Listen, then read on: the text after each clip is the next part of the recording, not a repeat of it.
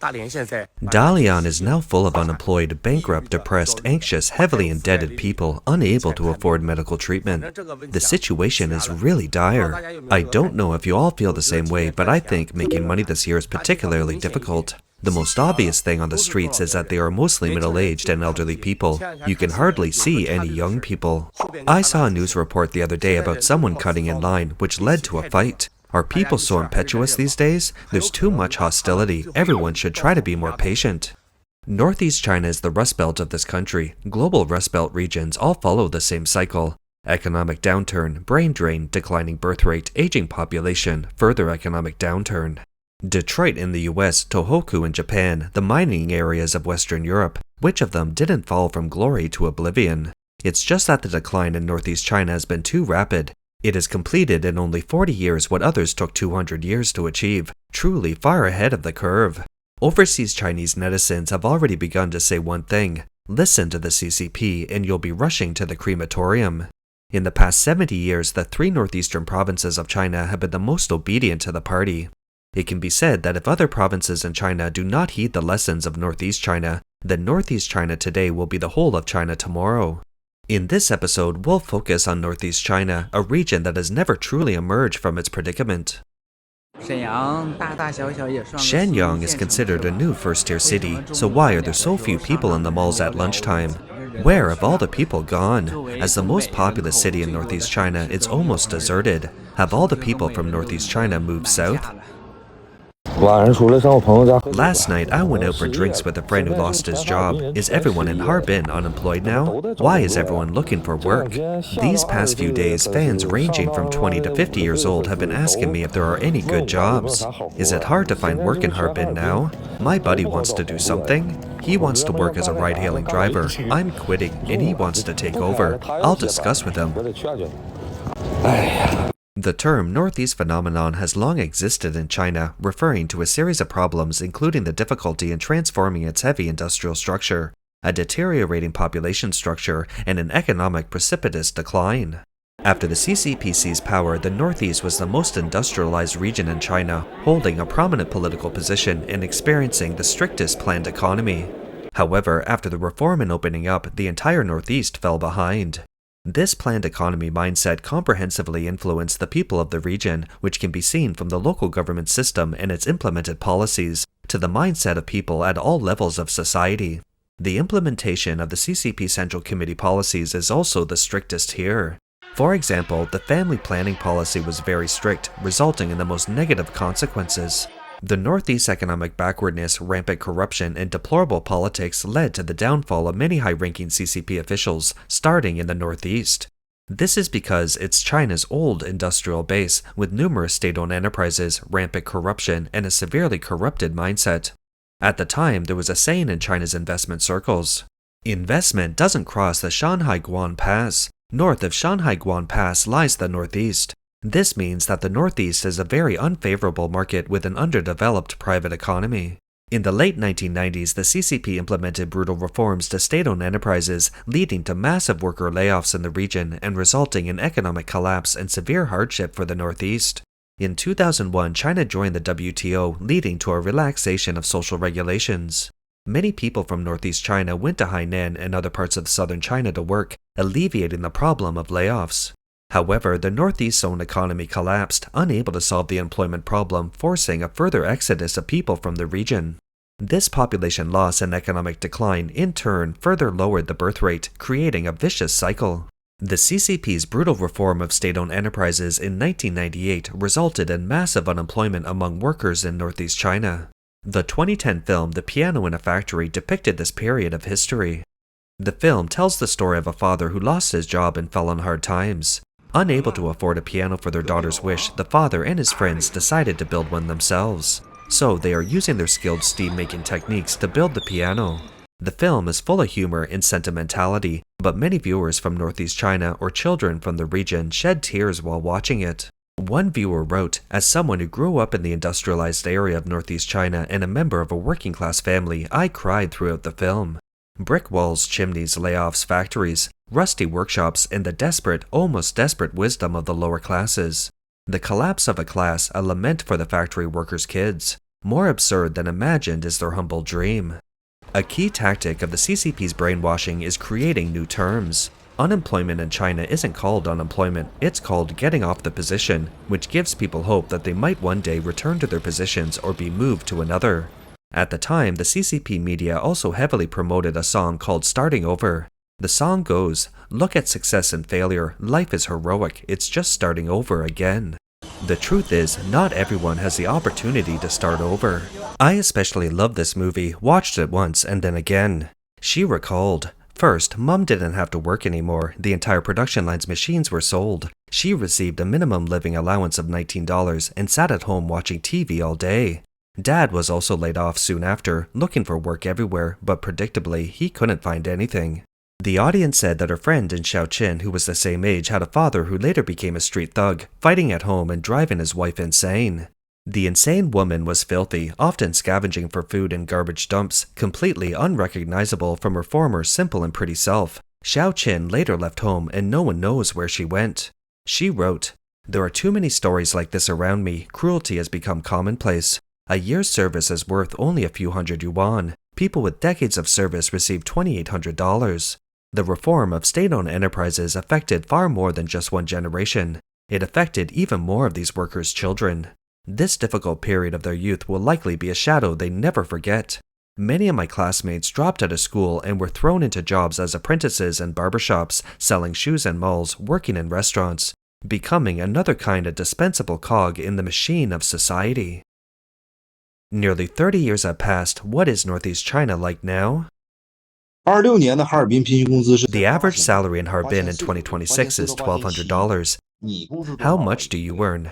My monthly salary is only $440. Then you're dragging down the average too much, buddy.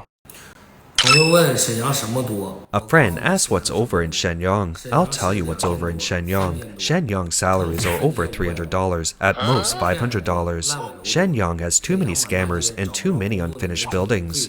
Shenyang has too many young people who can't find jobs and too many unscrupulous bosses. So, what's the few in Shenyang? Shenyang has few weekends off, few people paying social security, and few high-paying jobs. It's not that I don't want to go back to work in Shenyang, but I feel if I did, it wouldn't work. To be honest, it's especially true for medical students like us. We can't go back at all. How can we go back?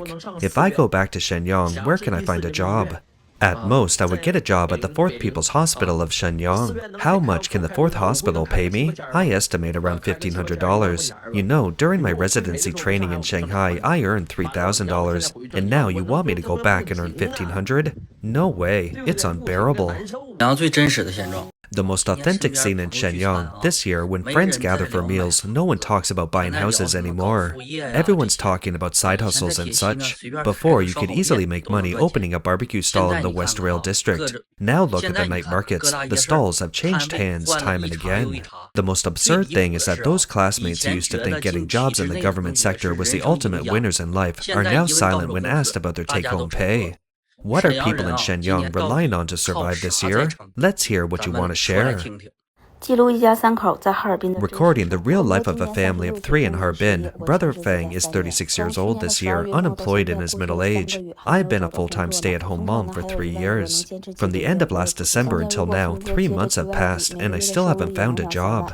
As for savings, we have $1,500 left, and I don't know how many more months that will last. If Brother Feng goes to another city this year, his monthly income could reach $4,000. The main concern is that he's alone out there. I'm not worried about the marriage risk, but his health. He stays up late every night repairing phones, plus eating takeout. It's really unhealthy. Especially in middle age, cardiovascular diseases are frequent, and I'm afraid that if something happens, it's not safe to be alone. In Harbin, what income level is needed to afford a monthly mortgage payment of $840? I've been paying off my mortgage for almost 6 years now, and I still have 24 years left to go. I bought a condo in Kunli West in 2020. For the first 2 years after the mortgage was approved, the monthly payment is a fixed $840. From the bare shell to the finishes, from the birth of our child to moving in, the pressure has been constant. Because Northeast China has the highest proportion of state-owned enterprises in the country, the one-child family planning policy was implemented most thoroughly, leading to a particularly severe problem of low birth rate and aging population. With the disappearance and migration of a large number of people and the extremely low birth rate, Northeast China is now showing a process of civilization extinction. The CCP has intensified its efforts to cover up various data in recent years.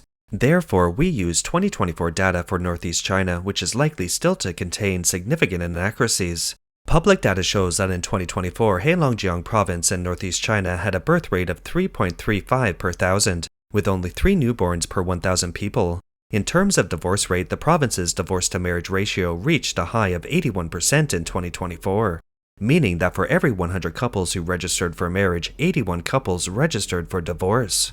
Meanwhile, Northeast China has entered a severely aging society, with over 9 million people aged 65 and above, accounting for 21.9% of the province's total population. According to a report by Caixin.com, among the 30 provinces, municipalities, and autonomous regions that have disclosed their permanent resident population data, Heilongjiang's decrease in permanent resident population was second only to Shandong Province. The other 2 northeastern provinces, Liaoning and Jilin, saw their permanent resident population decrease by 270,000 and 221,000 respectively in 2024 compared to the previous year. Within 1 year, the permanent resident population of the 3 northeastern provinces decreased by 817,000. Looking at a longer time frame, over the past 10 years, the cumulative decrease in the permanent resident population of the 3 northeastern provinces has exceeded 11 million. Northeast China has the lowest birth rate, the highest divorce rate, and an off-the-charts death rate, a silent social experiment. Chinese netizens jokingly say, they are not having children anymore, not living anymore, and not going to survive. Some even describe the rural areas of Northeast China as 9 out of 10 villages are empty. Observing Northeast China, you'll understand that the population can naturally decline without war. Furthermore, the pension funds of the 3 northeastern provinces have long been in deficit. According to the annual report on the development of social insurance in China 2015, released by the Chinese government, as early as 2015, the current income of the Urban Enterprise Employee Pension Insurance Fund in Heilongjiang was 2.7 billion less than its expenditure, while Liaoning and Jilin also had deficits of 1.55 billion and 600 million respectively. Now, the number of retirees is increasing, while the number of working people is decreasing. I'm currently living off my savings because I still have to pay Social Security and medical insurance every month. I don't go out much these days, but I still have to spend money. Every month there are various expenses. Even if you don't spend money, you still have to buy food and things, right?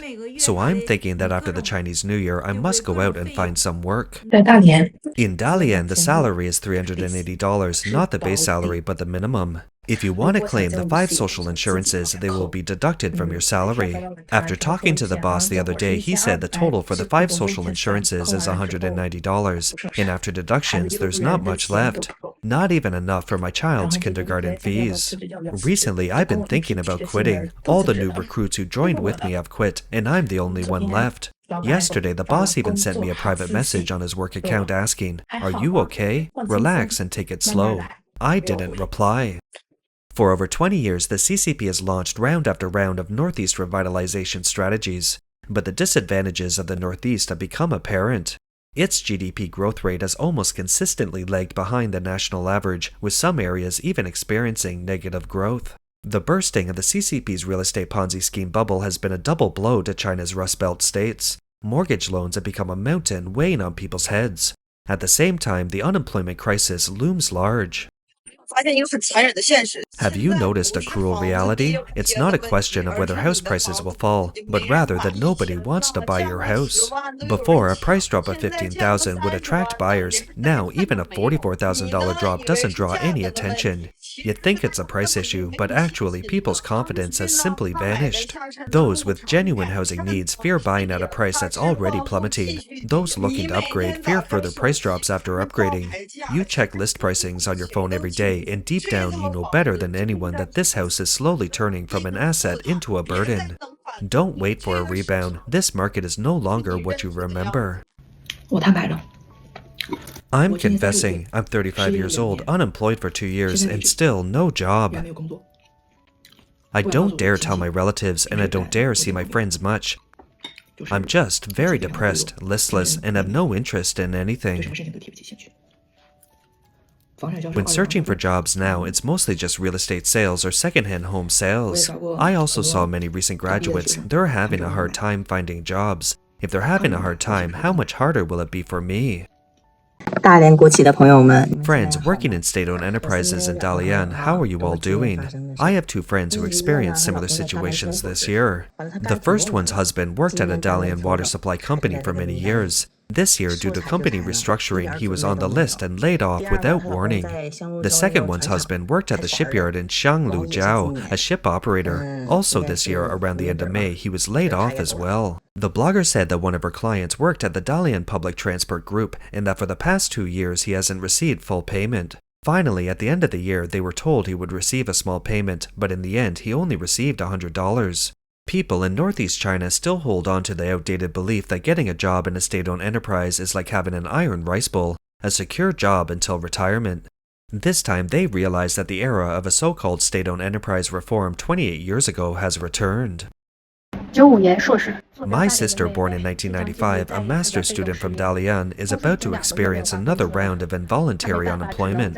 Her company hasn't paid her for 2 months, so she has no choice but to look for other job opportunities. Last year, when a well-known consulting firm withdrew its business from Dalian, she experienced her first layoff. This year, history is repeating itself. I have repeatedly advised her to look for opportunities in first-tier cities. I also reminded her to prepare for a future career. Because working for someone else is time-limited, she has been hesitant and unwilling to go out, and now she faces unemployment again, becoming depressed. The CCP system has been most thoroughly implemented in Northeast China, so its harm to the entire society is also the most severe.